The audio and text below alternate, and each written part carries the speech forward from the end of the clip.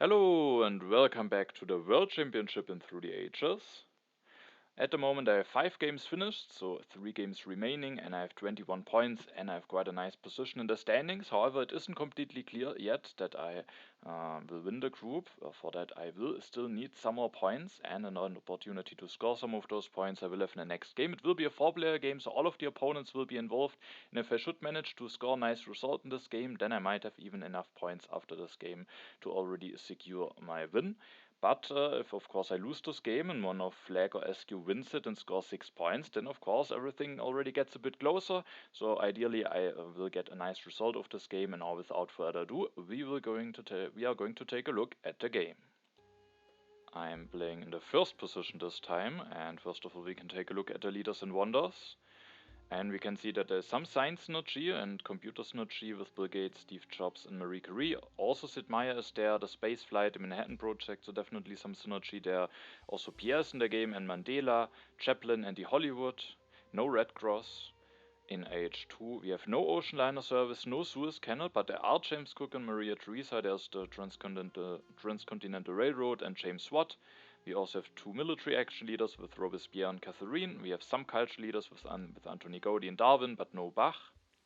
In H1 we have also two military action leaders with Joan of Arc and Jan Žižka. Barbarossa, Genghis Khan, and Nostradamus can also all help with the strength, as well as Saladin. And then Leonardo is there for some lab and printing press synergy. We have the Silk Road but no Universitas, Great Wall but no Emichi Castle, St. Peter's Basilica but no Forbidden City. The Machu Picchu is there, and also the Taj Mahal.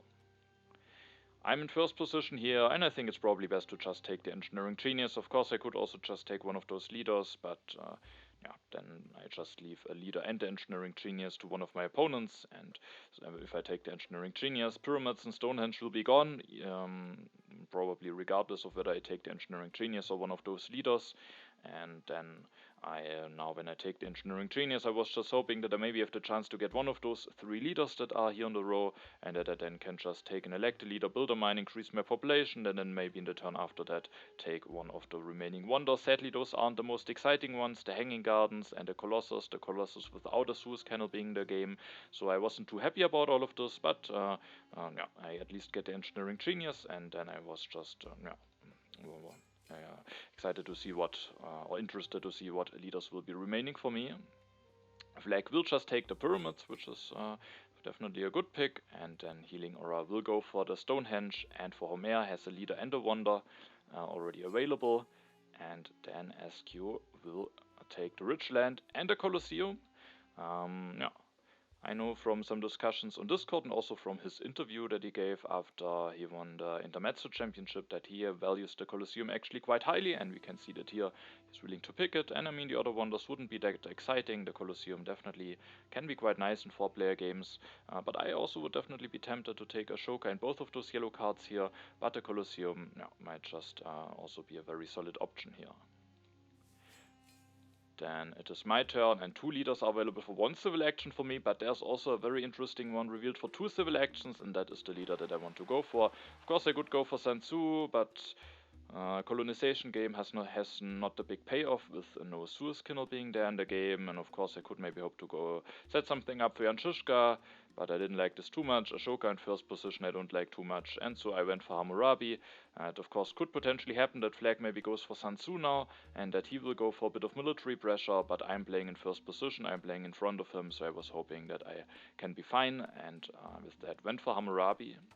And also in case things get a little bit dangerous, if maybe also SQ goes for Caesar or something, then there's still the Colossus available for me at the next turn, so I can also then just go for the Colossus, maybe finish it relatively quickly with the Engineering Genius, and that could potentially help me to get some additional strength if my opponent should go for some aggressive leaders. And Flackk indeed will go for Sun Tzu, takes an elect him, builds a mine, and increases his population. Then HealingAura will go for a mare, builds a mine, increases population, and takes 1 copy of Frugality. And that means that Caesar and Aristotle are available for SQ, and he has to make the decision which one of those he wants to have, and he really wants to go for the economic leader, which I think definitely makes sense, and goes for Aristotle, builds a mine, and increases his population as well. At my turn, I will have to see what options I want to go for. The Colossus is of course still available, but there is also the Great Wall coming down the row, which of course also could be an interesting wonder to get. There's a Code of Laws on the row, and and I have to make a decision. What do I want to go for? Do I want to maybe go for the Great Wall at the next turn, and what do? I could, for example, just take the Code of Laws and then maybe increase my population, take a yellow card or something like this. But I didn't like the Code of Laws too much in the situation here. I have already one additional civil action from Hammurabi, and I at the moment don't have any additional source to get some additional signs. And I think without this, the Code of Laws can be a bit of a trap. I think the Code of Laws can be a very strong card to have, but mostly only if you have some additional signs income.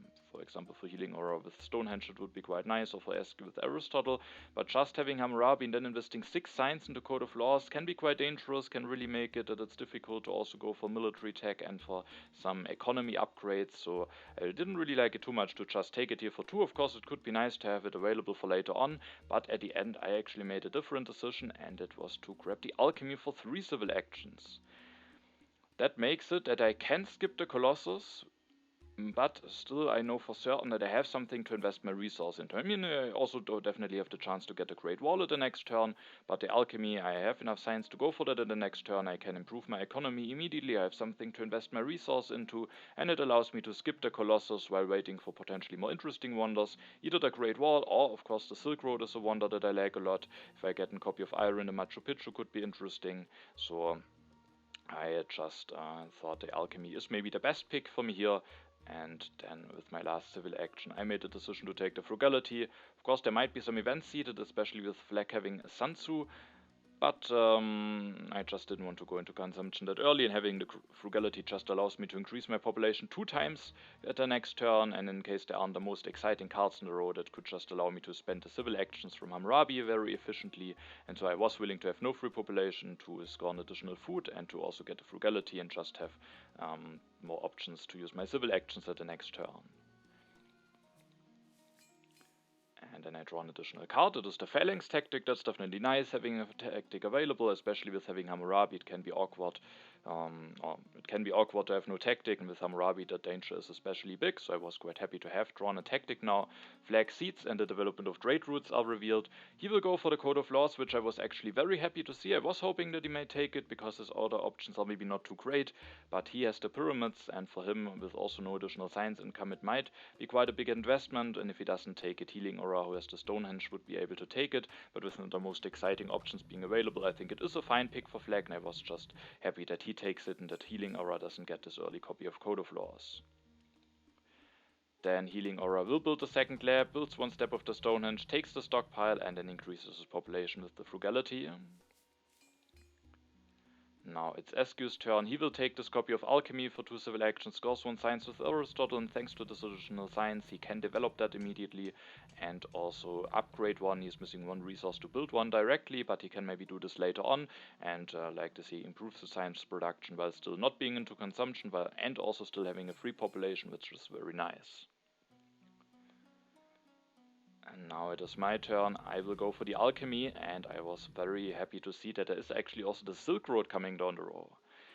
It was still a bit of a decision for me if I maybe still rather want to go for the Great Wall, but I think it was relatively quickly clear for me that I rather want to wait for the Silk Road for the next turn. It's a guarantee to be available for me, and the thing is just that I have no HA wonder, meaning that I am potentially vulnerable to Ravages of Time, and of course losing the Silk Road to Ravages of Time is also quite bad, but I think the Great Wall is a wonder that is especially strong late in the game, when you maybe can manage to put multiple units into either infantry or artillery, get a lot of strength out of that, and I think then there's just a danger that I will lose it at a time when it shines the most, while for the Silk Road, when I at a point when I might lose it to a potential Ravages of Time, I maybe have already just gotten a lot of value out of it, so I think, especially with having no HA wonder, I just rather would like to have the Silk Road, also just because it gives me a nice economical boost.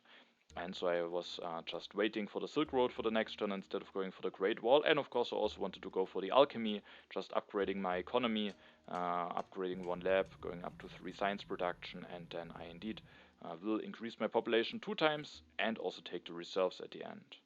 Could of course also take something like Theology to have Happy Face Solution or the Drama, but there's no Bach, no Marlene, so I don't think I really want to have the Drama, and if I should indeed go for the Silk Road, which I really wanted to, then I think the Reserves is quite a nice card, giving me 3 resources or 3 food, so I thought that might be the best card to take for me here. And with going for the Silk Road, which just needs a lot of civil actions, I just thought it's quite nice that I can increase my population already 2 times and have those civil actions out of the way. Flackk seeds in the development of religion is revealed. Sadly for him, he can't take a religion from that. He will increase his population 2 times, actually builds a 4th mine, interestingly. Definitely interesting, because at the moment he really doesn't have the most population, so if there are no fitting developments revealed, he might be a bit stuck on a low amount of population. But if there are some nice developments revealed, then of course the additional mine can also work quite nicely, and it allows him to use the rich land that he had in hand. HealingAura seeds, and the event revealed is the development of planning. The options for that are development of crafts, politics, or civil life. So either crafts or civil life will probably be chosen.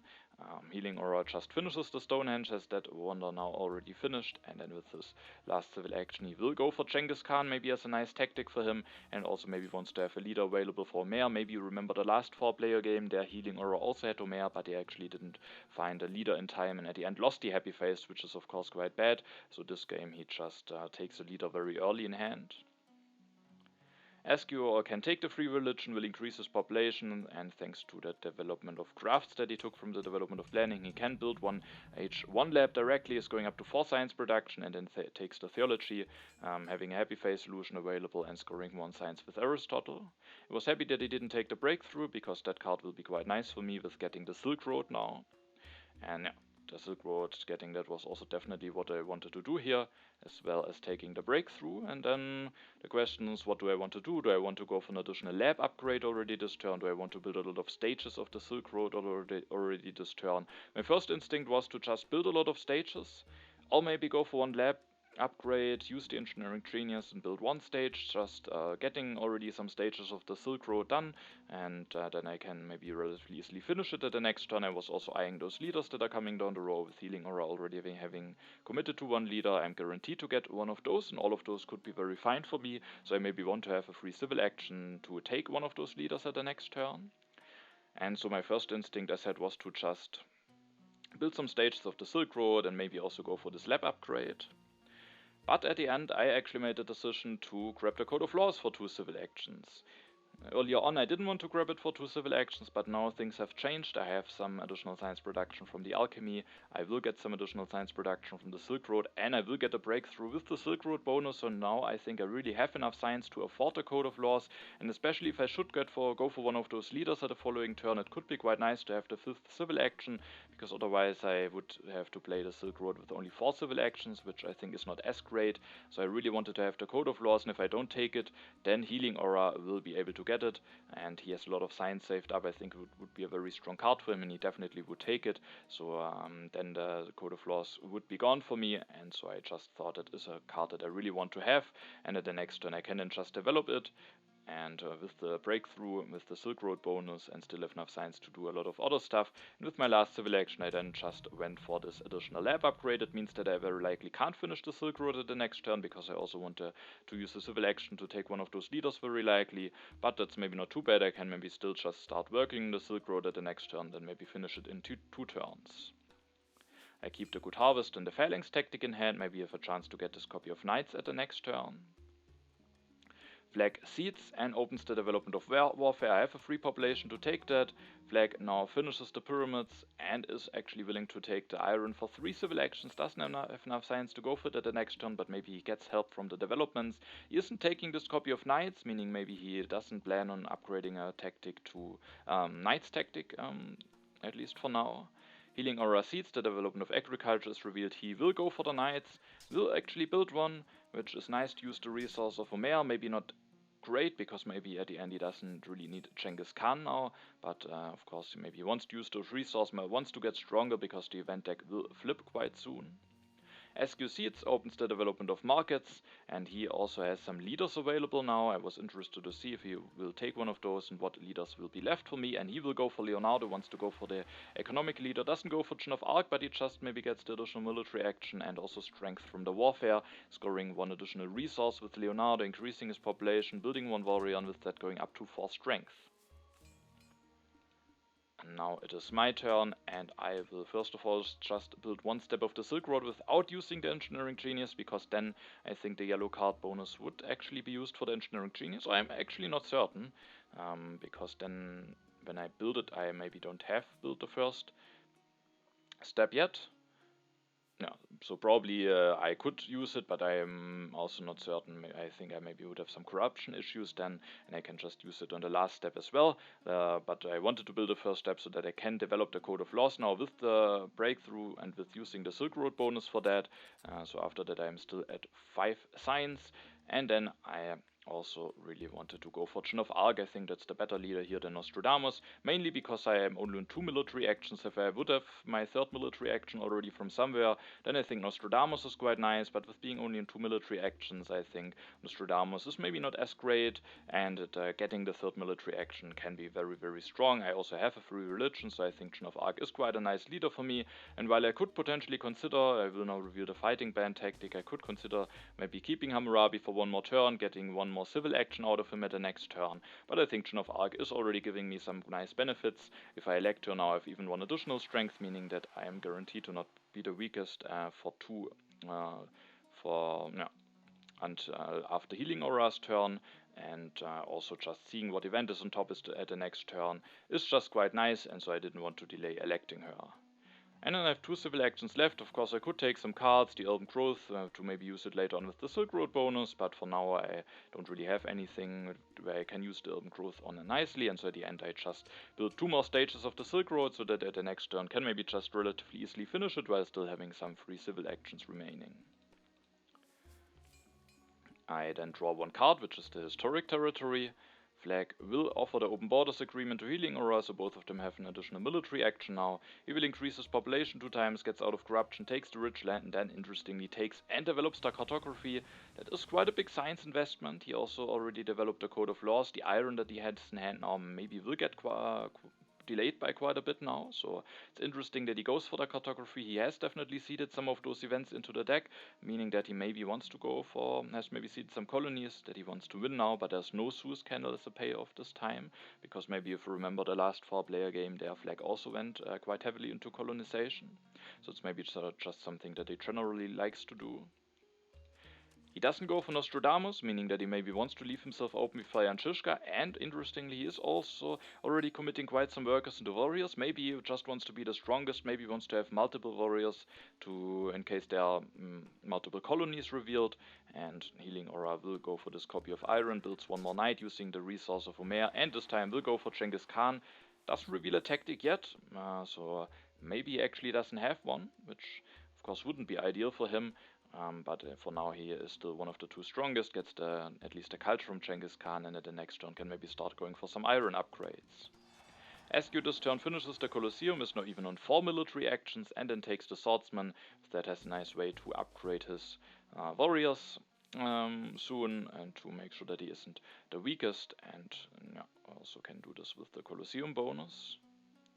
This turn, of course, I see for the first time what is on top, and there is actually a strength event on top, the Crusade, so I didn't want to seed, and instead wanted to get stronger anyway, because of course there might be multiple events revealed, so I just made a decision to not seed this turn. First of all, I want to finish the Silk Road here, going up to 5 science production, also to 4 culture production. That is one nice part of the Silk Road. It gives you an economical benefit, but it also starts some culture production along the way, and if you maybe enter age 3, you can have a nice economy where also already having a decent amount of culture accumulated, so that you don't have a lot of catching up to do. So that is also one nice part of the Silk Road. Of course, I always say at this point of the game the culture is not that important, but yeah, the Silk Road is giving some nice benefits and the culture, and then of course it is definitely also nice to already produce this culture. Now also with Joan of Arc, I might maybe get a little bit of early culture going, while still having some very nice science production going and being on 5 civil actions. So overall I was happy how the game went so far. I have the Phalanx tactic in hand, so just going for 1 knight and revealing the tactic could be interesting, but I came to the conclusion that it is maybe better to go for the Swordsman. The reason for that is that Flackk has committed heavily into warriors, has no free population yet, doesn't have enough science to go for knights, and he will lose Sun Tzu soon. meaning that I really thought he rather wants to maybe upgrade an infantry tactic instead of a knight's tactic, because he really couldn't make use out of the knight's tactic. And in case he doesn't have an infantry tactic, both of the fighting bands are already revealed, in case he doesn't have a legion tactic, then maybe he will even just copy my fighting band tactic, and then that will get upgraded, meaning I would have immediately an upgraded tactic, and I thought it is definitely not that unlikely to happen, and then I much rather would be on the upgraded fighting band tactic with swordsman instead of just being maybe able to fulfill one phalanx tactic. So I went for the swordsman instead of the knights, build one, upgrade one, just to make sure that I get as much strength going as possible. And with the last civil action I then went for the bread and circuses. Definitely could also be considered to go for the knights, to just have those available for potential H2 tactics. It could also be considered to go for the monarchy, to just have a way to get even more civil and military actions going. The other players are all still in despotism, so it could be maybe nice to have the monarchy already. On the other hand, with having Joan of Arc and Code of Laws, I am already on 5 civil and 3 military actions, so I can also maybe be fine just at my current state and can maybe just wait for an H2 government.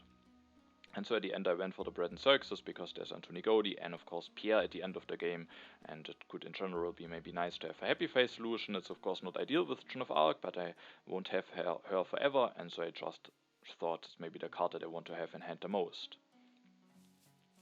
At the end I draw one card, the Legion tactic, meaning now there's only one Legion tactic left for Flackk that he could potentially have. He seeds and the Crusades are now revealed, meaning I get 4 additional culture, as you will lose 4 additional 4 culture. And it happened what I was hoping for. Flackk is indeed copying my fighting band tactic, and now that he will elect Saladin, that gets immediately upgraded, and as you can see I immediately jump up to 8 strength, and that definitely is quite nice for me.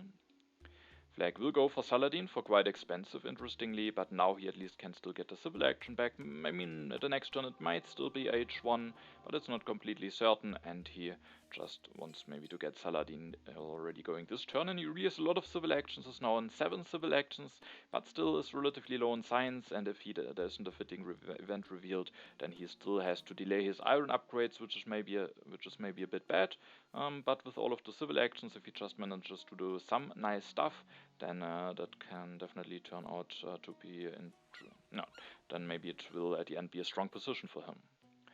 There is the vast territory revealed. I was willing to build 2 swordsmen with the upgraded fighting band tactic for 6, because I could still defend against an aggression from SQ, and I could rebuild it. Of course it would be a bit risky, but for the vast territory I think there are high bits acceptable. It's just a very strong colony.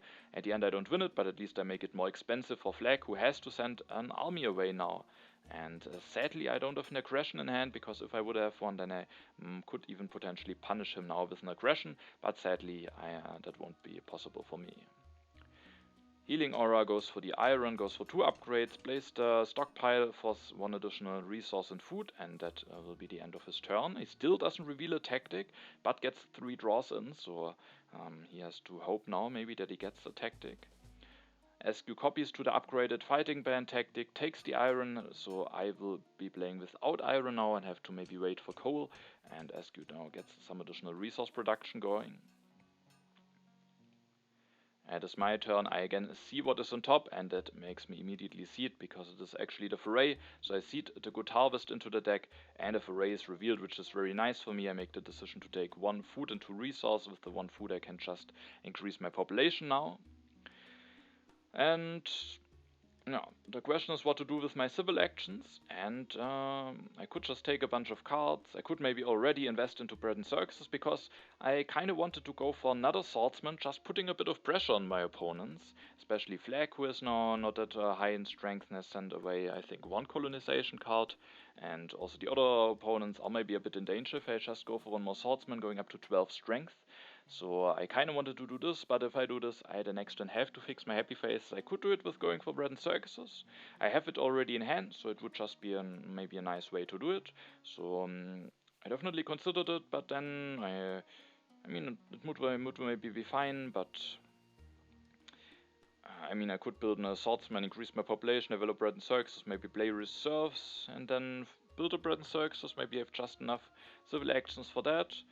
could maybe be fine, but at the end I rather made the decision to go for the St. Peter's Basilica as a happy face solution. I just got now some additional resource from the fray that I can use, and the St. Peter's Basilica just synergizes very nicely with Joan of Arc. It will make it that I increase my culture production even by a bit more, while also getting some additional strength and fixing my happy faces. So I think that is just quite a nice wonder for me.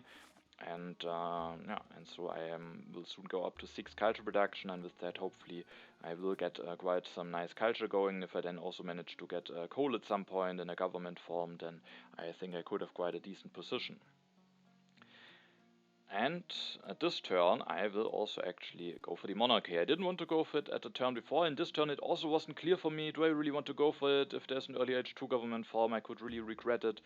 But it's just the case that all of my opponents are still in despotism. SQ, who is in front of me, has easily enough science to immediately take and develop a government form. So if I don't take the monarchy now, it could definitely happen that I will play maybe without a government form for a bit longer. Maybe it's not too bad with being on 5 civil and 3 military actions. But it could, those government forms might just be very contested. Now I can take the monarchy for only 1 civil action. I can get the additional civil military actions already going now, meaning in H2 I can concentrate completely on maybe getting coal and selective breeding, and then I don't have to be concerned about grabbing Conmon for 3 or something like this. So at the end I made a decision to go for the monarchy, also because I don't have knowledge about the Dark Ages. I will develop it, and then I will build 1 additional swordsman going up to 12 strength, and I will also already build 1 stage of the St. Peter's Basilica. I didn't want to increase my population because I don't have knowledge about a rebellion, which I could potentially get punished by, especially because all of my opponents at the moment don't have any unhappy face issues. And so I, the next turn, can just play the reserves with the Silk Road bonus, and thanks to the Silk Road bonus I then will be able to finish the St. Peter's Basilica. It's definitely a bit of an investment. After that I will be low on resources, but I have already quite a lot of strength, and then if I just maybe get at some point a copy of Ridgeland or Efficient Upgrade or something like this, then I hopefully still will be able to very smoothly go into coal. I draw 3 cards, and I do get an aggression. I was kinda hoping to get one, because Flackk could definitely be very vulnerable after his turn. Flackk first of all seeds, and the event revealed is the scientific breakthrough, which I was happy to see, because I get 5 additional signs out of it. But it might also be helpful for Flackk, who can potentially go for some iron upgrades now, which he also will do. Going for 2 upgrades, he builds only 1 warrior. Not more interestingly, it takes the frugality, the breakthrough, and he will take some strength from Saladin, and the thing, or the fact that he didn't go for an additional warrior, even though he could have easily done it if he just, instead of going for this 1 upgrade, went for increasing his population and then build 1 warrior, he could have gone for 1 more strength, and that kinda made it look like for me that he, maybe has enough defense cards available to defend against me, especially because he also had Sun Tzu before he went for Saladin, so he did draw a lot of cards, and with that I wasn't certain if I should really try an aggression against him at my turn, because he definitely might have the 2 defense cards that he needs to defend against me. H2 will start, HealingAura will increase his population, he will build a warrior, and it's of course very sad to see he has to copy the upgraded fighting band tactic to get some value out of a tactic. He made a bit of a gamble with going for Genghis Khan and with going for knights without having any tactic available for that, and he did get punished for that, and now has to copy back to the fighting band tactic. At least it makes him the 2nd strongest, and he will get a culture from Genghis Khan at least. He then takes the irrigation, develops that, and starts upgrading to it, and at some point he will get an additional population out. Askew will increase his population, goes for the swordsman, builds an additional 1 going up to 10 strength, also goes for 2 more iron upgrades to complete his production. And now it is my turn, and as you can see I actually seed the rats into the deck because I will increase my population this turn. Then I'm just very nicely on 0 food.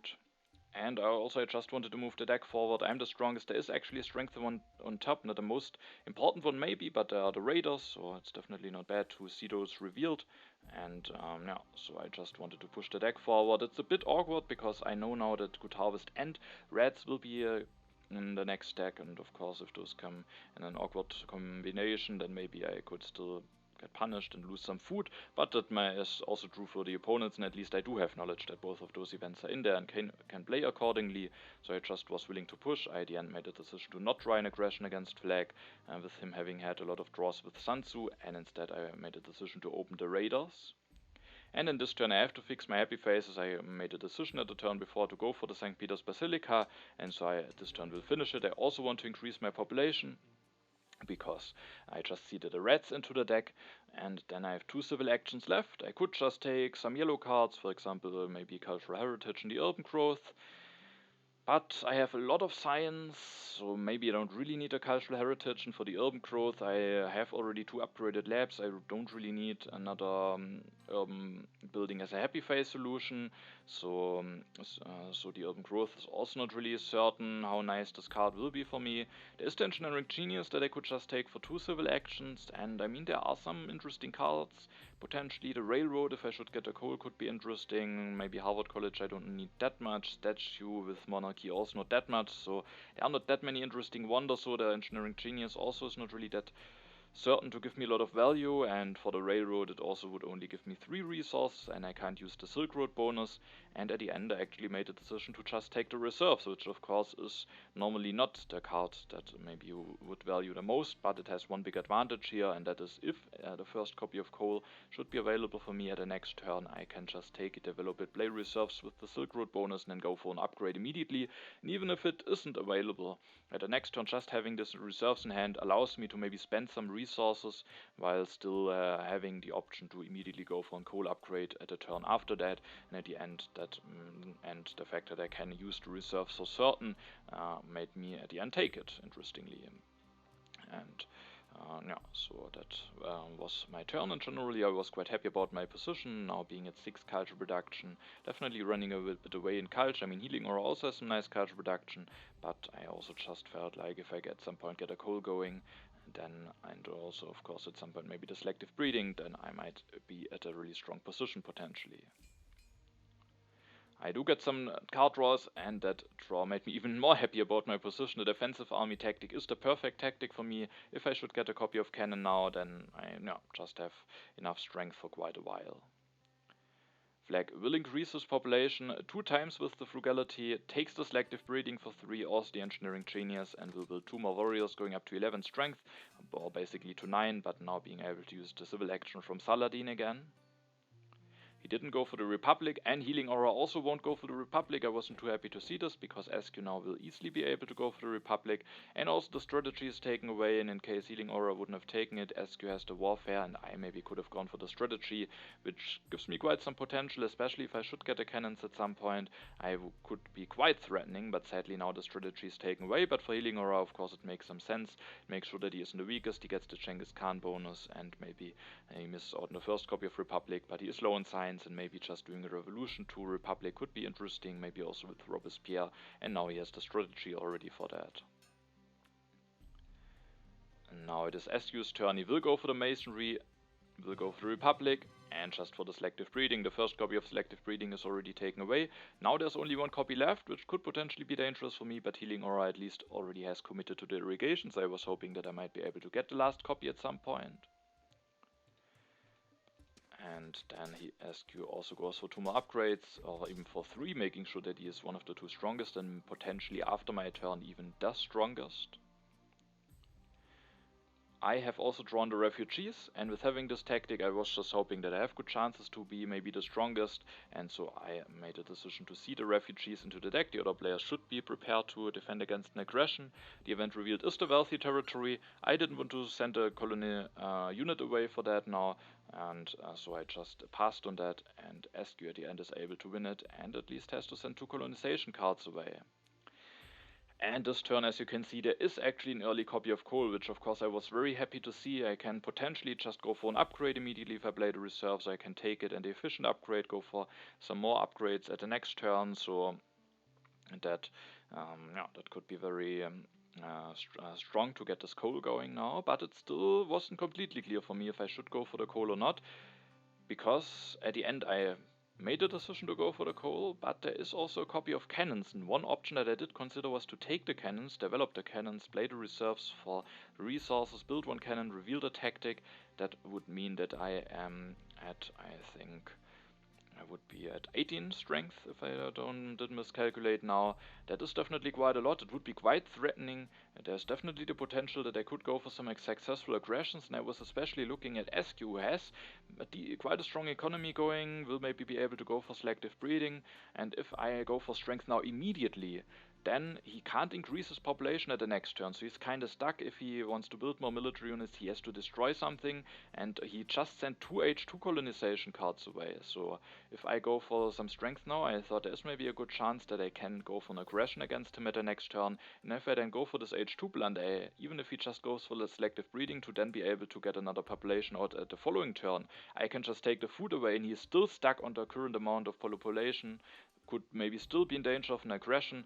I would have the cannons going, would have a lot of strength. If I at some point draw a war, I could really go for a big military game, and I think that definitely has some potential, and I definitely did consider it, but the problem is there's one way how SQ could just easily fix all of his problems if I go for that much strength, and that is if the railroad is revealed, because he has the masonry in hand. Even if the railroad is available in the 3 civil action area, I could take it, develop the masonry, finish it, be it 14 strength, and then even upgrade his economy and also be safe from an aggression, while I just delayed my coal upgrades and invested some resources without really a big payoff. Maybe I could then go for an aggression against Flackk, but no.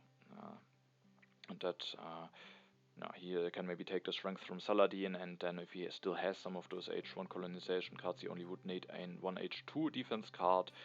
So at the end it was just uncertain for me. If the railroad wouldn't be in the game, it would get quite a bit closer for me, this decision, but as soon as I realized that the railroad would just be an easy fix for SQ, I at the end just rather wanted to go for the coal. But after taking the coal, I still considered taking the cannons, because I generally was very happy about my position, and maybe I thought there is no need to risk at all to miss out on the cannons, and just taking the coal and the cannons could maybe just be very fine. So that was definitely also something that I considered. Maybe it could be the best thing to do, but the problem is I don't have knowledge about Dark Ages, and that felt a bit bad, potentially losing tons of science to that. And so at the end, also because it would delay my upgrades, I was just hoping that maybe I get another chance to take a copy of cannons, but if I don't, then of course I might regret it with having this nice defensive army tactic in hand. So that is a bit of a risk, but at the end I was willing to take it. I went for the coal, but then there was another decision that I had to make. And that is, do I just want to play the reserves for resources and go for an upgrade, getting the upgrade going immediately, or do I maybe want to take the efficient upgrade in hand? But actually I think the turn was then to not develop the coal, play the reserves this turn with the Silk Road bonus, go for one free upgrade, using my free military action and also getting out of corruption, and then at the next turn I would have just enough resources, also thanks to the Silk Road, to go for 2 upgrades with the efficient upgrade. But if I don't develop the coal, then again I'm vulnerable to Dark Ages. If I do now develop the coal and just take the efficient upgrade, then I could also still go for 2 upgrades, but I would have to play the reserves without a Silk Road bonus. And while I can go for 2 upgrades already the next turn, which is something that I can't do when I play the reserves now and go for 1 upgrade, and I have to skip the upgrade at the next turn. So I can go for 1 more upgrade at the turn next turn, but I go for 1 less upgrade this turn. So at the end, from what resource I get from those upgrades, it's very similar. So it's basically just a question, do I want to invest 2 civil actions now into the efficient upgrade? But if I don't play the reserves now, then I miss out on 1 resource from the Silk Road when I play the reserves at the next turn. If I play the reserves and don't develop the coal, then I'm very vulnerable to Dark Ages, which I am still, but at least a bit less vulnerable now. And so at the end I just made the decision to play the reserves for resources and go for the upgrade immediately. And then maybe have a lot of free civil actions at the next turn, to maybe take some important cards like a military technology or some other stuff. I keep both of those aggressions, the tactic, because if I should get a copy of cannons, I still thought I have quite some nice military potential. Flackk will go for the selective breeding this turn, goes for 1 upgrade, that allows him to increase his population already the next turn, takes the efficient upgrade for the next upgrade, and then also the cavalryman. Interestingly, not a cannon, so maybe he has already a tactic for that, and that makes it that there is actually another copy of cannons coming. HealingAura Seeds, Anti-Immigration is revealed. And thanks to having the St. Peter's Basilica, I actually also gain an additional population out of that, which is very nice. And then I will go for the alchemy. HealingAura will go for the alchemy, goes for 1 upgrade and even for another upgrade. I mean, it's definitely not bad to get some science upgrades going, but he has now a full H1 economy, and that just can run a bit out of steam at some point. So I'm not certain if I would also go for this, but at least he gets some science production going and can maybe in 3 turns then go for a government form.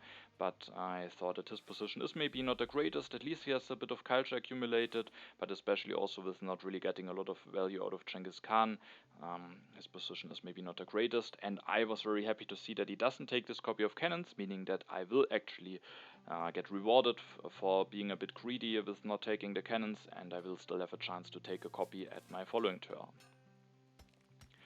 SQ will go for the masonry, and as you can see, there is indeed a railroad available in the row, so I was very happy that I didn't went for the line where my plan was to maybe pressure SQ a bit and prevent him from maybe upgrading his economy even more, because he, even without the pressure, will now go for the railroad. He has sent 1 unit away for the wealthy territory, so he can't get more strength with rebuilding the new units, but now with the 5 additional strength, he is actually the strongest, will take the cannons, and at the next turn can maybe start going for some food upgrades. So his position is definitely also quite strong, but what he's missing is maybe the culture reduction, so we both will be able to build up a nice economy, but I will have a bit of a culture lead, and he at some point has to find some ways to overcome that culture deficit. I see that at this point, I think it was the crime wave, and of course I also see what is on top, which are the rats, and I just wanted to get them out of the deck, and also wanted to move the deck forward towards the refugees, and so I now seeded and opened the rats. I definitely wanted to take the selective breeding, I definitely want to take the cannon steel with the defensive army tactic, and so 4 out of my 6 civil actions are already used this way. I could potentially just develop the selective breeding, go for 1 upgrade. That would then be my last 2 civil actions. It would be nice in the sense that there is the good harvest coming, but I also thought, especially now after winning the immigration and hopefully winning the refugees, I have already a bunch of additional population, and maybe it's not the most important thing to get those food upgrades going quickly, and maybe it's rather important to get a little bit of additional resources to make my upgrades even a bit quicker, especially because when I go for 1 food upgrade now, I will have 6 resources in 2 turns, meaning I can go for 1 more upgrade to coal, but at this point the refugees might be very near, meaning I might have to build a cannon, and then I just delay my coal upgrades by quite a bit, and so instead of going for 1 upgrade to my farms, I made a decision to develop the cannons, build 1 cannon, and then I can take the rich land. With that I have the cannon already built that I want to build maybe at some point very soon anyway to win the refugees, and with the rich land I can maybe still somewhat quickly go for those upgrades. For example, I could go for 2 food upgrades at the next turn if I want to, or just for 1 more coal upgrade and maybe delay the food upgrades by a little bit because I have already a decent amount of population, and so that was my decision for this turn with the Silk Road, getting those 4 additional resources. That's just very efficient for 1 civil action. I also was always speculating if maybe if I get a war, I definitely have some potential. For example, if I would have drawn a war now, I could have declared it at the next turn, built an additional cannon, revealed a tactic, then I would have won one normal tactic and 1 outdated tactic, and then I really could have put a lot of pressure on one of my opponent and then follow it up with maybe going for some aggressions, but no war, and with that I maybe will just continue with going for some economy upgrades. Flackk seeds, and our event revealed is the Reign of Terror, which will punish him. He will lose 1 population, makes the decision to lose 1 of his 4 mines, will take the scientific method. That will definitely be a nice card for him. At the next turn he has just enough science to develop that, and then he takes the frugality and the engineering genius. Now it's HealingAura's turn, and he will offer the international trade agreement to Flackk. Flackk will get an additional resource production, and HealingAura wants to have some additional food production. I think the additional food production is quite nice for him, because with just being on irrigation, he might just need a bit of more an additional food production to really get enough population going. So he will complete his upgrades now, and then has 2 civil actions left. We'll use those to take the architecture and the frugality. Also builds 1 more knight to not be the weakest. And also, yeah, but sadly just not enough to get a culture bonus from Genghis Khan, so Genghis Khan at this point isn't doing anything for Healing Aura. The Pestilence is revealed, which I was actually happy to see, because SQ has no free population, had to lose his religion, Healing Aura has no free population, Flackk has no free population, he also just lost one population to the Reign of Terror, and I, thanks to the immigration, have actually a free population, so I was very happy to see this. If I get the refugees, I get another population, so my opponents maybe have to do some destruction now, or have to destroy something with the Pestilence, and that I definitely was happy to see. SQ, interestingly, he still delays his food upgrades and instead goes for the Eiffel Tower. He generally likes it to go for some wonders, and I mean, at least that maybe helps him a bit with not falling too much behind in culture, because if he just stays on 0 culture production, the gap will get bigger and bigger. Now he has one additional happy phase, which at some point definitely might be very helpful for him, and he just makes sure to not fall too much behind in culture, invests his resources nicely, and then can maybe still go for the food upgrades at the following turn. He also takes the coal and the Wave of Nationalism. Taking the coal is definitely very interesting. He has already some iron mines, but I think in this situation it could actually be quite fine, because he has the railroad, meaning that one upgrade will already be more efficient than usual. He has a lot of science production. He has Leonardo. Developing the coal will score him an additional resource, so normally it's maybe not what you want to do, upgrading from iron to coal, but maybe SQ spotted a nice opportunity here where doing so is actually worth it. So that's of course what makes a great player. A great player knows what usually is good to do, but also knows when those general rules have to be broken, and maybe that is one of those situations, especially if he maybe has an event to synergize with that, like the economic progress, then that could actually get quite a strong pick, or a strong line for him. At my turn, I don't want to see it, because maybe if you paid careful attention, you know what the last event is. It is actually a good harvest, and this turn I will go for some food upgrades, and as you can see, I will actually also go for James Watt. Maybe it's not ideal to go for James Watt. I have already one coal upgrade done, so I can't maybe generate tons of value with him, but it's also already relatively late in the age, and Robespierre doesn't work for me. The leaders that are left then are Maria Theresa, who can maybe be fine, Tuginigodi can maybe be fine, Catherine can maybe be fine, and at the end I just thought maybe James Watt is just the best option for me, especially because he also allows me to just go for some upgrades quicker. Before I elect him, however, I will use the free military action of Joan of Arc to upgrade my last warrior to swordsman. Then I will elect James Watt, making sure that I am still the strongest. I will go for one upgrade to coal for free with the Rich Land and the Silk Road bonus, and thanks to the discount of James Watt, I can after this still go for 2 food upgrades, and that is a lot more than I could have done if I wouldn't have gone for James Watt. So not only has he saved me 6 resources and 2 science this turn, he also made it that I can go for those upgrades quicker, basically generating an additional value, and that is definitely not bad. For example, if I would have skipped the coal upgrade, then he basically has given me this turn 8 additional resources and 2 science, and even if I maybe, apart from the last upgrade, can't do a lot more else with him, I think that's already quite a nice amount of value to generate from him, and with that I was very happily willing to take him here. I then also revealed a defensive army tactic, just because I wanted to make sure to get as strong as possible in order to win the refugees. Of course, it's also a bit bad, as you knows now that he can just easily copy the defensive army tactic. But I just really wanted to make sure to win the refugees, and at the end was willing to reveal the defensive army tactic. And that also allows me to keep the defense cards, 1 event and also 1 aggression. I now even draw an additional defense card, and the immigration. I kept the historic territory 1 because I didn't want to seed a strong colony into the deck.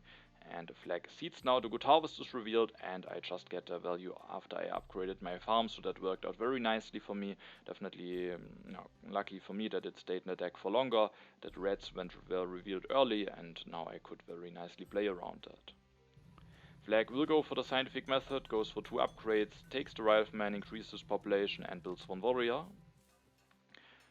And Then HealingAura will seed, and that will be bad for Flackk, losing another population after already losing two to Pestilence and Reign of Terror. And I think he again doesn't have a free population, so all those population losses are definitely quite painful for him. And of course, for me it's quite nice to get this additional population. With the additional food from the Good Harvest, I will have now a lot of population to work with. HealingAura will lose a warrior to the Pestilence, I think still, and then rebuilds it, is now at 13 strength again, takes the Constitutional Monarchy, and finally at the next turn maybe will be able to develop the Conmon. Then it's SQ's turn. He will develop the Theology, scoring 1 resource with Leonardo, develops the Selective Breeding, develops the Coal, getting 3 resource out of Leonardo this turn, goes for one food upgrade, another food upgrade, another resource upgrade, is now at 10 resource production, lots of food production, and then also takes the Navigation in hand. At my turn I was willing to seed. I was hoping, because the top event was seeded by HealingAura, that it isn't the Dark Ages, and the Immigration hopefully will be a fine event for me, and I just wanted to move the deck forward as long as I'm still the strongest, so I pushed the Immigration, and the event revealed is the Rebellion, but no one loses any civil actions. I then will go for my last coal upgrade. I have now a very nice economy going with 9 resource production. I have a free population, and now I also have some civil actions left, and I just made a decision to take some cards. I really wanted to have the Patriotism, because I'm on 3 military actions, which can be a bit limiting in H3, and in case I don't get an early military theory or something, then I think the Patriotism, especially with the Silk Road bonus, can be quite nice. Maybe if I should draw some wars, can maybe allow me to go for those wars still, to put some pressure on one of my opponents, so that was a card that I really wanted to have.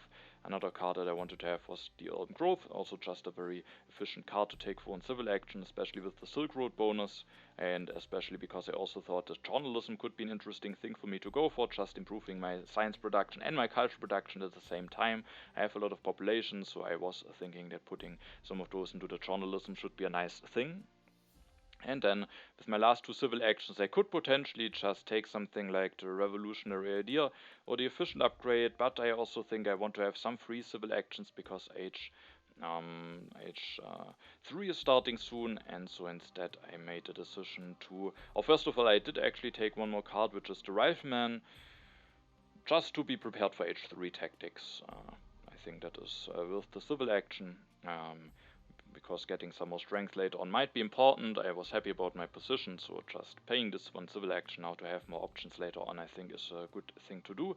And now with my last civil action, I will just develop the Bread and Circuses. Maybe it could be fine just going for more religions with the St. Peter's Basilica, but it could still be nice to maybe get one additional happy face out of putting one worker there, maybe allowing me to put additional workers into journalism or maybe into the military. The additional strength maybe is also not too bad, and also there's Pierre in the game, so at the end I thought developing this now is not too bad. There are also a copy of Team Sports and Organized Religion coming down the road, so maybe I could also wait for those, but Flackk still needs a happy face solution, HealingAura also still needs some, so there is definitely the danger that both of those cards could be taken away, and then I at the end would have to work with religions. And also I thought it is quite nice to be prepared for Pierre, because with James Watt I ideally maybe want to replace him relatively early, and then the more leaders I'm prepared for, the better. I keep the 2 colonization cards in the blunder, because I will lose my H1 card soon. I draw the Cold War, which is a nice event to push if I should manage to stay stronger for some more time. Flackk seeds, and the Crime Wave is revealed, so Flackk and HealingAura will lose some culture and a blue token. Flackk still needs a new leader, will make the decision to go for Anthony Gaudi. Develops the Rifleman, increases population, goes for some upgrades, making sure that he gets some additional strength going, and then also takes the cannons and the Revolutionary Idea. Has some food corruption, but he has that much food saved up that it probably shouldn't be too bad for him. Then HealingAura will finally go for the government form, and has now 6 civil actions, and he interestingly will go for the Harvard College, which I think is generally a nice idea. Because his current economy is not really that great, but if he manages to finish the Harvard College now quickly and has done 7 science production, then his economy is definitely quite improved, and maybe his position can then be quite fine, especially because he is still a bit of a culture lead. And also interestingly, he is, even though he will get some additional science from the Harvard College, still going for an additional lab, and the reason for that might be to be able to develop the architecture the next turn, because at the next turn he maybe can develop the architecture and finish the Harvard College. However, he also has some uprising issues at the next turn when the age will end, so for that he takes the team sports, so maybe he has to go for the team sports first, but even then the additional science from the alchemy will allow him to go for team sports at the next turn and then still be able to go for architecture in 2 turns. That of course means that Harvard College might get a bit delayed, but maybe it can still be worth it. But it will be relatively late, of course, if he needs to fix his uprising first. SQ seats, and the event revealed is the Independence Declaration, and that is quite a setback for Flackk. He will lose the vast territory 1, and as you can see, losing those yellow tokens will be quite annoying for him, especially if he should miss out on the organized religion. He might have quite some unhappy face issues and just doesn't have as many free populations, so I think that is definitely a very painful event for him to see. SQ now at his turn will go for Maria Theresa. He also still needs a new leader, and Maria Theresa might give him some nice value immediately. Can increase his population 2 times, scoring 2 science into culture, and to get even more value out of her, he will even be willing to build an additional farm. And if it maybe should indeed be the case that the economic progress is coming, then, and that maybe was a part of his decision making, then of course it makes even more sense to go for this additional farm and might give him a lot of workers to work with during age 3. Also goes for 1 more upgrade, going up to 11 resource production, and also we are now at the beginning of age 3 and can maybe take a look at the overview. And we can see that now I have the culture lead at the moment. I was generally quite happy about my position. I have a very strong economy. The only thing that maybe is not that great is that I'm relatively low on civil and military actions, but I have a lot of science and that could maybe help me improving that very soon. And so now I have the culture lead and was generally very happy about my position. I think HealingAura and Flackk both have some issues. Flackk now will lose the vast territory, has only 2 military actions, has only 1 card in hand, so that's quite dangerous for him. HealingAura needs to fix his happy faces, and then the Harvard College will be a bit late, so I thought my position, I was very confident that with my position I should have very good chances to finish before them. SQ, however, has 7 civil actions, has also quite a strong economy, maybe even better than mine. 11 resource production, lots of food production. With Maria Theresa has also maybe some military potential. So he was in this position the player that I was the most afraid of. I at my turn seed a Cold War into the deck. I was just confident that if I just build 1 more cannon, hopefully I will have good chances to win it. However, I played a bit too quickly here because I completely missed that I can go for a completely safe aggression against Flackk. However, maybe it's not even luckily for me. It maybe wasn't even a mistake at the end, because I will blame a turn in a way where I almost guaranteed can go for the aggression also at the next turn, and going for the aggression this turn with the things that I want to do would very likely actually just lead to corruption. So maybe at the end I still made the right decision here, but of course I should have considered this before actually playing it, and yeah, I just completely didn't realize that I can go for safe aggression here, and with that just rather wanted to push. The event revealed is the prosperity, giving some additional food to everyone. And I this turn will go for the democracy, which was not a clear decision. I was definitely happy to have some nice options here available, because there's not only the democracy available, there are also the computers available, and I could have also just taken the computers and go for 2 upgrades immediately, for example. Then I would have a lot of science production, then I could have maybe some hope that this copy of democracy is still available the next turn, if not, that maybe the second one is available relatively soon. And with going for computers, I'm also just prepared for even more leaders, making it even more likely that I can replace James Watt very early and get a strong leader going. So I thought that is also very interesting. There's also military theory in case I want to maybe potentially push a little bit into a military heavy direction. But at the end I just thought, if I should end up staying on 6 civil actions for longer, that can be quite a bit limiting in age 3. And democracy just gives me even more culture production, and I'm now playing on 8 civil actions, which just made me feel even better about my position. But of course I don't have the most science left, but I still have just enough science to go for journalism at the next turn. And I have a lot of additional population with having that much food saved up. I will get a lot of happy faces if I just build one bread and circuses. And with that I was just thinking, maybe I can also just go for journalism. Of course, it doesn't synergize that nicely with the leaders, but it could still be nice, and maybe I can still get a copy of computers at some point to go for it, and maybe prepare for impacts and prepare for some leaders. So I just rather wanted to go up to 8 civil actions and also increase my culture production even more, and then maybe at the next turn go for journalisms instead of computers. So I go for the democracy. I will build one Britain circus. I don't use the urban growth because I was hoping that I maybe have the shot to use the urban growth with the Silk Road bonus at one of the following turns. And also I think if I use it I might have actually some corruption, so that is of course the even more important reason. I wanted to have one of those breakthroughs because the democracy was quite a bit of a science investment, and so I thought I want to take one of those breakthroughs. I could have also taken this one, but then I just would leave one of those breakthroughs available for my opponents, and I at the end thought that I just want to take the breakthrough away from them, and so I then build one additional cannon and increase my population one more time. Building this cannon sadly means that I miss out on one draw with only being on 3 military actions, but first of all it gets me out of corruption, and second of all I just thought it could still be nice to put some pressure. First of all, now that I missed out on the blunder, I realized it when playing the turn and building this cannon, and with Flackk not having enough science to go for the military theory, the next turn should make it very, very, very, very likely that I can go for aggression also at the following turn, and it's not possible if I don't build this cannon, so that's already a very big reason. And in general it might just force some responses out of my opponents. Maybe they have to react now, and with that I just thought that is worth the one draw that I will be missing out on. I keep the blunder and the 2 defense cards, and I do draw 2 impacts. Impact of Wonders being not that great, but Impact of Balance definitely could be a fine impact, and one that I can seed into the deck if I want to. Flackk takes the Organized Religion. Luckily for him that one card wasn't discarded now that he lost the vast territory, which was unfortunate for him. He can at least fix his happy faces quite nicely, and he can do this while also taking the military theory, meaning that at the next turn he can maybe develop it, get some additional military actions, making him a lot safer, but for now he stays very vulnerable. Now it's HealingAura's turn. He will go for the team sports, builds one, and then takes the computers. Doesn't take a leader yet. He lost Genghis Khan and doesn't have an H2 leader for now. So he could maybe think about going for one of those, but maybe he just rather wants to wait for a potentially better one, or is hoping to get Marie Curie or Steve Jobs maybe at the following turn.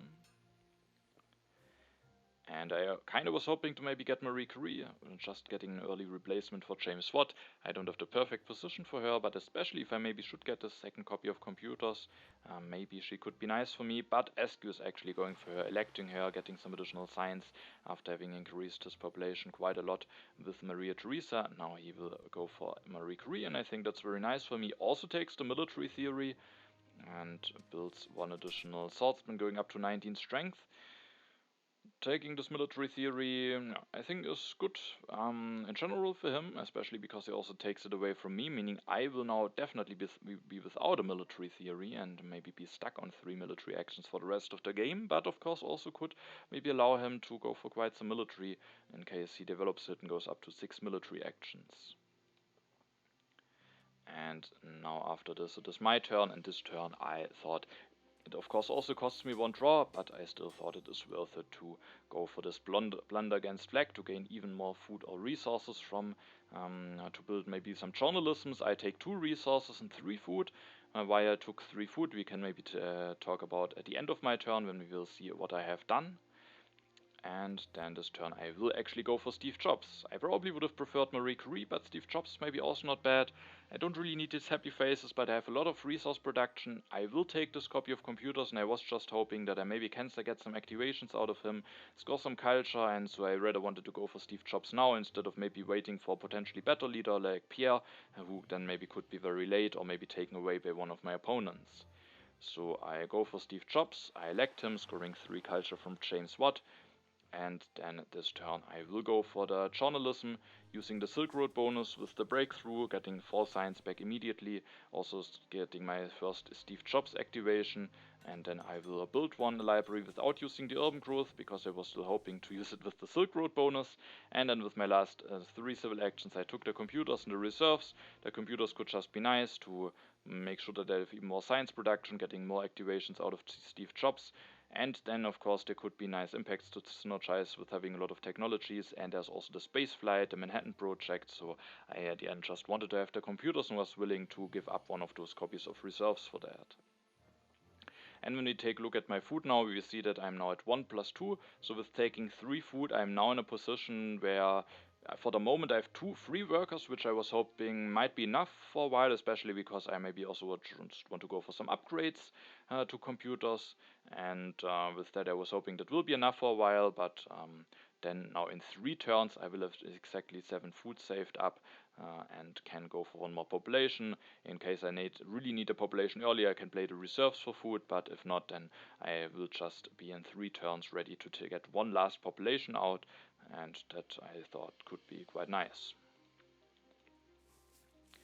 And then I think I could have also just taken 5 food, or does Flackk? Yeah, Flackk has definitely enough food to take. So I could have also taken 5 food, and then maybe I could have already gotten a population in 2 turns, but I actually thought maybe that's not really necessary, and maybe I rather want to have the additional resources so that I can go for maybe some computer upgrades while still leaving myself with just a lot of resources for the military.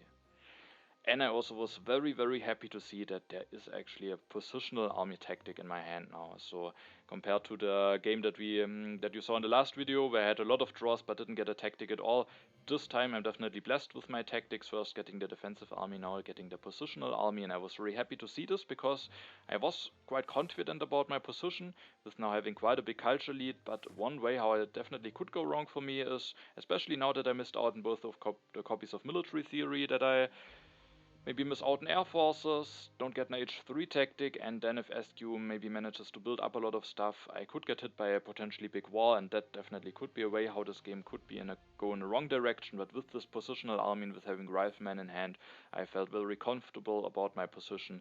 If I should also get air force at some point, and hopefully I should have enough strength to defend myself, and even without air forces I can at least go for a decent amount of strength now. So I was quite happy about this draw.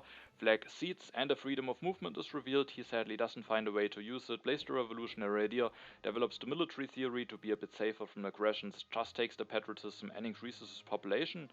It's actually an interesting decision to take the patriotism, because he has now enough military actions, so just taking 2 copies of reserves should feel better, should be better, I think.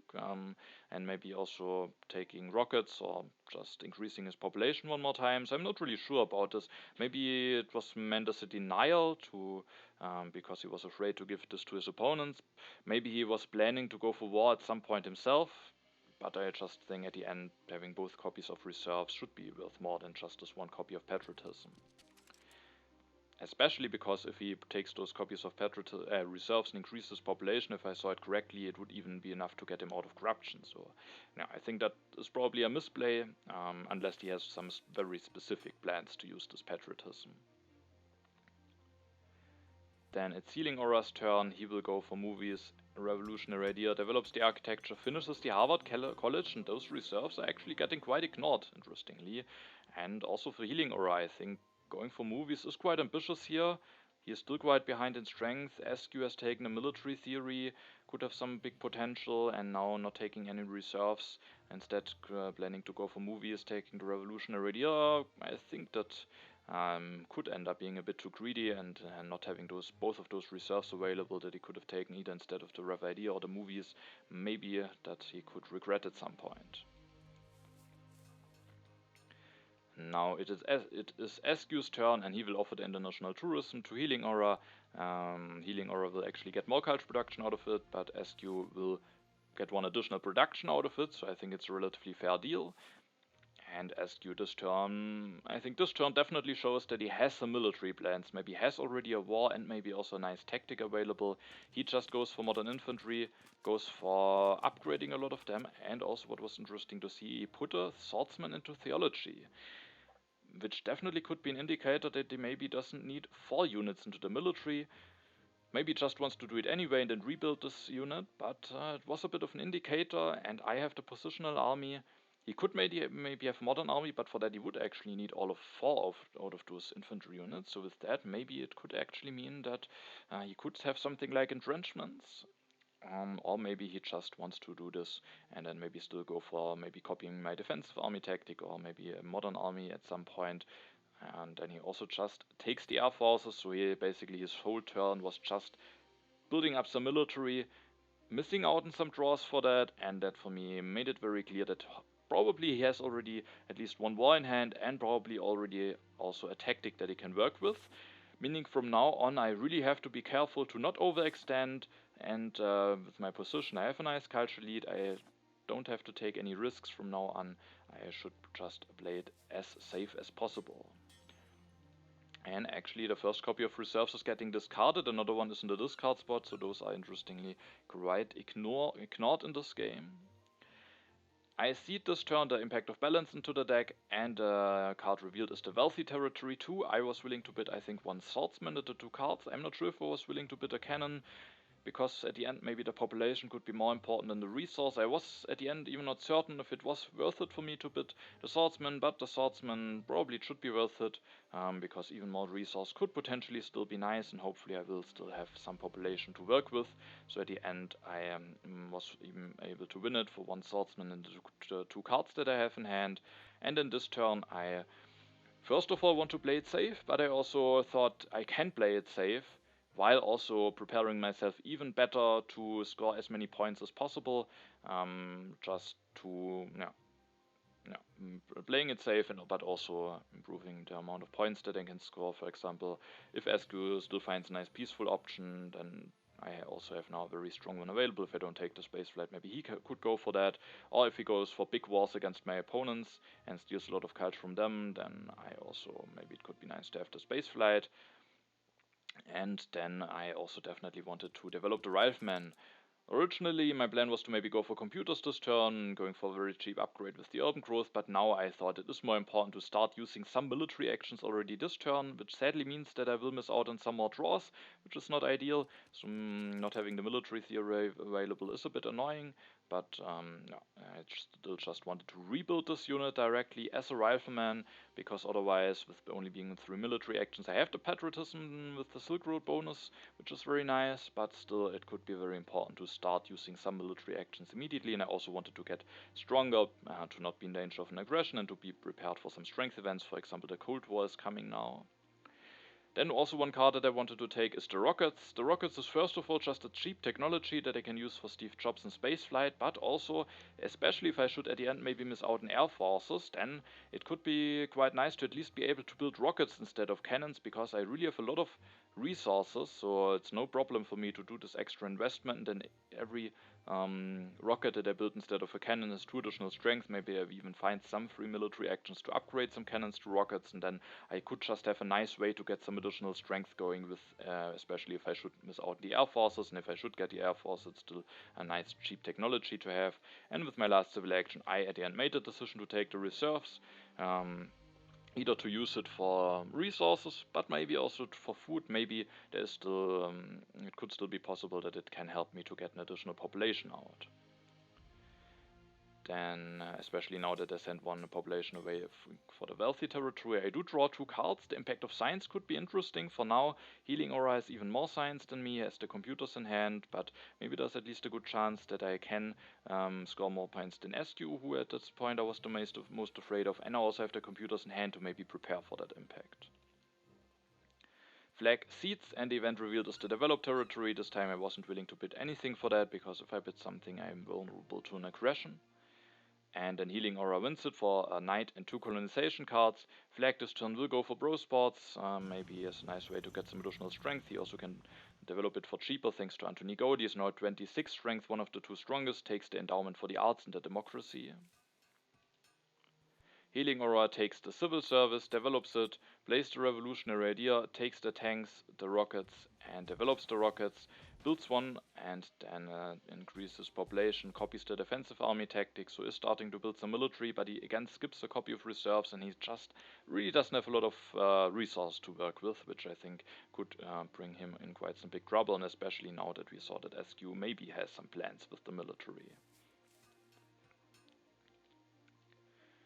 SQ seeds, so this turn it is not a wartime yet, and instead he seeds and the economic progress is revealed. So of course we don't know if it was seeded by him, but if yes, then going for the coal, and also this third farm definitely pays out for him yet.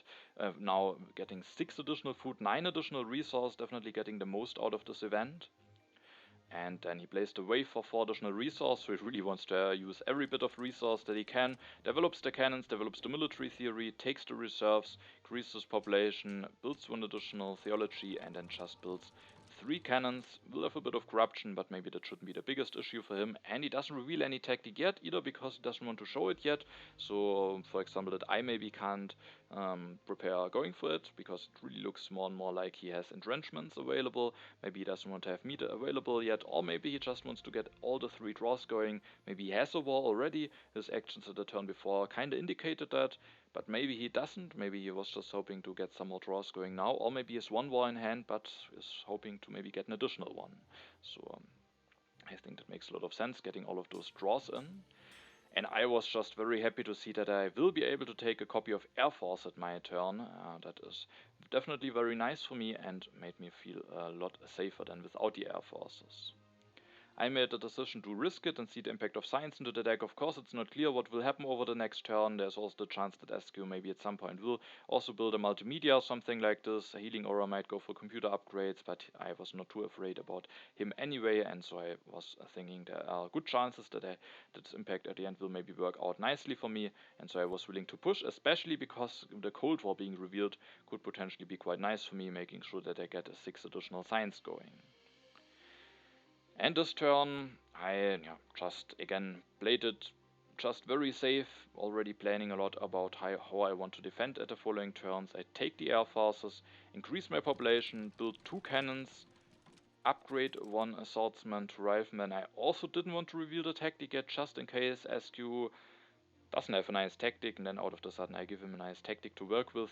It's unlikely, I think, but still it could potentially be bad, so I just use all of my military actions to build and upgrade some stuff, which also makes it that I go up to 35 strength, meaning that if SQ should for some reason go for an aggression against me, which he might do, I can defend without having to discard a tactic, which is nice and important, and also I just use a lot of military actions, which also might be important. And then for my remaining civil actions, I just also even more prepared for my defense, because if SQ has the entrenchments tactic, he has actually quite a lot of potential, and so I have to be already quite careful about it now. And I made a decision to first of all play the reserves for food. And I do actually also do a little bit of nice stuff. First of all, I played for food. I have a lot of resources, and I did some calculations about my potential defense and also what I want to do if I don't get hit by a war and I just have enough resources to do all of this stuff. So I made a decision to play this now with the Silk Road bonus for resources, meaning that I the next turn can get 1 more population out. I thought that might be very important. I was hoping that I can prepare myself to not get hit by a war, and now I can just build an air force, reveal the tactic at the next turn without having to delete anything, and that I just thought is very nice. And then to get some cards out of hand and also to improve my position just a little bit, hopefully without too much danger, I made a decision to develop the computers here, and I made a decision to pay 1 resource with Steve Jobs. But paying this resource is actually bad, because if I go for this computer upgrade using the urban growth, because if I don't use it now I might not be able to use it at all.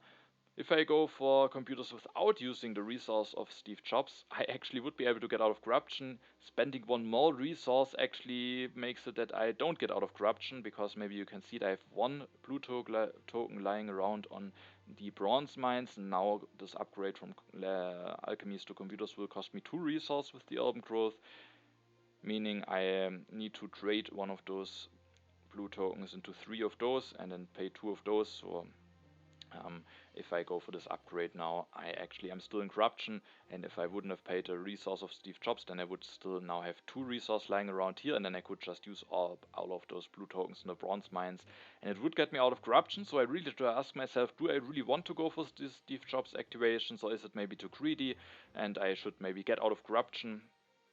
And at the end, then I also saved the resource from Steve Jobs, so basically giving me 3 additional resources, but missing out on the 4 culture. But again, I did some calculations, and even with having corruption and paying the resource, I still will have enough resources to do all of the things that I want to do. And with my last 2 civil actions, I took 2 important cards, and those are the satellites, which will just be nice for some for some impacts, and also for potentially some additional strength, and more importantly, maybe even the fundamentalism. For the next turn, I should be relatively safe, because I, with the patriotism and the Silk Road bonus, can go for air forces, build 2 air forces, go for 2 upgrades, and reveal the tactic that should be more than enough to defend myself. But if SQ indeed has the entrenchments tactic, he can build up a lot of strength, and after I potentially have done this, maybe going for 2 armies with air forces, then if I don't have the fundamentalism in hand, I have only 3 military actions, meaning that I can't threaten to go for another army. But now that I have the fundamentalism in hand, I can develop the air force at the next turn, and thanks to the Cold War, I still have enough science left to go for the fundamentalism in 2 turns.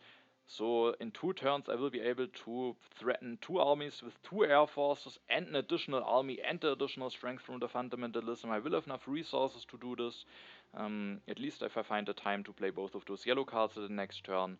And so I just thought, with this fundamentalism, hopefully I will just be completely safe. I was hoping that I don't have to develop it, which would be awkward with having the democracy, but I might just need it in hand to threaten enough strength in 2 turns. Because I just thought at this point I really have to make sure that I can gather enough strength, and then hopefully I should have good chances to win. Because if I don't get hit by a war, I can just finish the space flight for a lot of points and also get some more Steve Jobs activations going. I don't draw any cards, but if I indeed should go for some strength, maybe I can actually make use out of some of those armed interventions at some point. Flackk will go for the cannons, increases population 2 times, builds 2, plays the endowment for 6 culture, and that's basically all that he does. HealingAura seeds and opens the immigration. No one has any discontent workers. He will go for the computers for Sid Meier, will go for 2 upgrades, builds 1 rocket, takes the military build-up, so at least he has some additional resource available, but yeah, he is looking very vulnerable. And no, that will get punished now, because SQ will go for Volvo Culture now against him, and will interestingly take the oil. The patriotism develops the navigation for some additional strength, develops the air forces, builds 1 air force, 1 cannon, and has indeed the entrenchments tactic going up to 72 strength.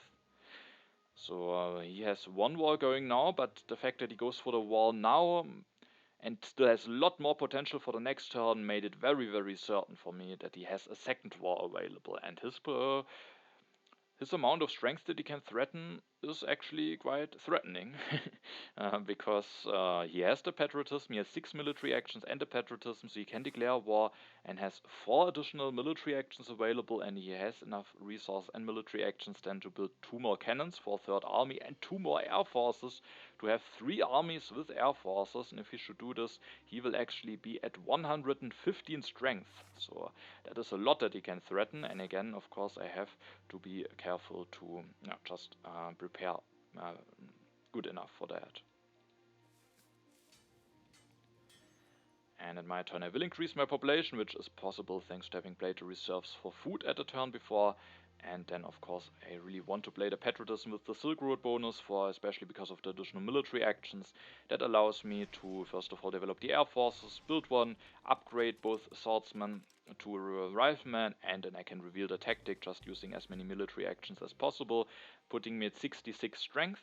And then the remaining civil actions are almost all of them are relatively clear for me. First of all, I need to play the reserves for resources in order to have enough resource to threaten an additional army at the next turn.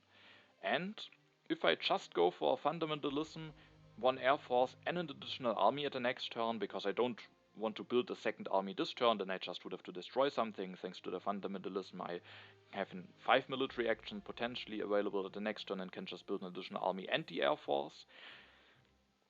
But if I go for fundamentalism and all of this, I will only be at 113 strength, which very likely might be enough to defend anyway. But I have a big space flight, and maybe SQ could try something against to go war against me, which would cost him a potentially very big war against one of my opponents. But I just thought I want to threaten to win this war, and in order to do this I need 1 copy of Revolutionary Idea, because that actually allows me to go for satellites and fundamentalism. I have just enough civil actions also to do everything. I can play Revolutionary Idea, develop those 2 technologies, destroy 5 things, and then build an additional army and 1 air force, having the additional strength from satellites and fundamentalism. With that I'm actually threatening to go up to 116 strength, which is just 1 more than SQ's threatens. So at this point I felt quite safe. The thing that I was the most afraid of is that HealingAura at his turn doesn't resign, and that SQ steals a lot of culture and then gets another very big war going. At least I get a lot of culture out of the spaceflight, and hopefully also some culture out of Impact of Balance and Science and some stuff. But that was the thing that I was the most afraid of at this point. And with my last civil action I considered to develop the satellites already this turn, because when I'm at 69 strength and draw 1 additional card, and I'm safe from an aggression. But to be honest, that is just completely irrelevant, because if SQ indeed goes for an aggression, that means that he doesn't have a war, and that means that, that I'm in a very good position anyway, so I don't think that should be an argument here. And instead I just went for the Bros Balls, because that allows me, if the age should end, to just play the Revolutionary Idea, develop 3 technologies, scoring a lot of points for Steve Jobs, and then finish the space flight and getting a lot of points for the space flight. And with that I wanted to take the Bros Balls and also to take a bit more cards. With taking this 1 card, it should still be almost impossible, or it is impossible, that the age will end before HealingAura's turn, so he will have the option to resign. I was hoping that he will resign, because he also resigned in the game, and that like in the other 4-player game to a war from me. So I was hoping that he will resign, and there will still be age 3 this turn. But I was just thinking now, if there will be 6 cards at Flack's turn, and if he just takes some cards, there is hopefully a good chance that there isn't another turn, which maybe would even not be that bad for me, but I just maybe gives SQ the chance to go for 2 wars, and I just wanted to increase the chance by a little bit that the age will actually end before my next turn, so that my next turn will be my last turn. I draw 1 additional card here, and it is a colonization card, so now I can actually defend against aggression, even if SQ should go for 1. And there is actually a war from Flackk also against HealingAura. And Flackk will be able to take the air forces. Those he won't be able to use this turn, but maybe he wants to take them away from HealingAura, and then he just goes for the cavalryman, plays the patriotism. With that can go for 2 cavalrymen, and has just enough military actions to also reveal the modern army tactic, going up to 60 strength, preparing himself for potential war from SQ, but also he has probably at this point just a hope to finish at the 3rd position. And with this additional war, and HealingAura seeing that if he doesn't resign, Flackk will also steal some culture from him, maybe he just increases the chances that HealingAura will resign, which will at the end mean that he will finish at the 3rd position.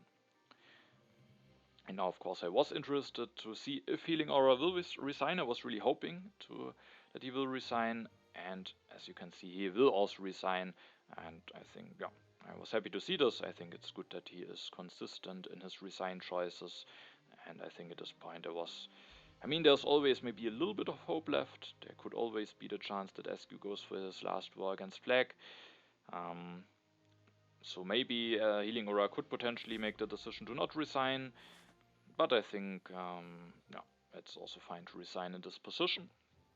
And I think it's a similar position like in the other 4-player game, there he also could have potentially still had some hopes that I go for a war against the other opponents. Yeah, so I was happy to see that he resigns, and now the question is, of course, what SQ will do. I was expecting a very big war, and I was also expecting it to go against Flackk, because while, of course, he could maybe prevent me from finishing the space flight, he then would just lose the war, and I think that would not be in his interests. So SQ indeed goes for a war against Flackk, increases his population, plays the patriotism, builds one theology, and then just destroy some stuff. With that, at least he will hurt his impact of balance a bit. Destroys 2 labs, also the impact of science is now hurt. And then he builds 2 air forces, 2 cannons, and is now at 114 strength actually. So he can go up to 114 strength, and I then can actually go up to 115 strength now. Then I forgot about the right numbers. But yeah, I can go for 1 more strength with my defense. If I would have, if I would need to defend.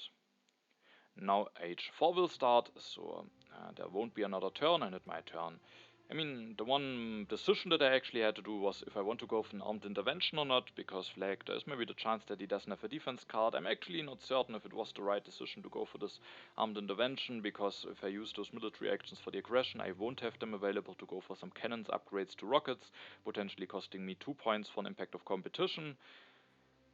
At the end, I made the decision to go for the armed intervention, but with the fact that I have a very big lead, maybe I should rather go for the thing that I have for certain, because now the aggression fails and I can only go for 1 instead of 3 upgrades from cannons to rockets. So I think that might have been actually a mistake, taking those military actions away from me. And then what I do during my turn, I think, is completely clear. I will play the revolutionary idea and then develop the satellites, develop the rockets, develop the bro spots, finish the spaceflight for 32 points, and then upgrade 1 cannon to rocket. And with that, I scored a lot of points in my last turn, 12 from Steve Jobs, 32 from the spaceflight, and with that I was hoping that I have good chances to win this game. Flackk has now to defend against the war, can't really do a lot. He first of all seeds, the impact of architecture is revealed, which gives me a +5 against SQ. He will then go for Bill Gates, develops the engineering, builds 1 bro sports, and that's the end of his turn. And then SQ will steal almost all of the culture from him, 55 cultures, now at 140. Will seed, opens the impact of balance, which is +12 for me, +2 for Flackk, and +4 for SQ, so another 8 points for me against SQ. Will go for 1 oil mine, upgrades to that, which could mean that the impact of industry is coming, and also he builds an additional farm, so the impact of agriculture might be coming as well. And then before the final impacts, we can see that things should be relatively clear. My lead is just too big, and SQ is of course quite in front of Flackk at this point. The first impact is the impact of competition, so I do get punished for trying the aggression. I could have had 2 more points in this one, so SQ catches up 7 points to me. The next impact is the impact of agriculture, another 10 points that SQ is able to catch up, so he's not that much behind any longer. But now the impact of variety is revealed, which was maybe seeded by Flackk, giving me +18, and SQ only +14. We also have the impact of strength, which is again nice for SQ, but then there are also some nice impacts still for me. The impact of government is actually not that great. SQ is able to catch up 1 point, but then the last one that we can see is the impact of science, giving me +14, SQ +0, and with that at the end I'm able to win this game. SQ finishes at the 2nd position, Flackk at the 3rd position, and HealingAura at the end loses this game. Yeah, so this game, I would say, just went very, very smoothly for me overall, being able to go for Hammurabi and the Engineering Genius, then having the chance to go for an early Alchemy plus the Silk Road, starting a bit of culture reduction with the Silk Road and Joan of Arc, and then just having a decent amount of civil actions and science, and then in H2 just being able to focus on going for some cool upgrades.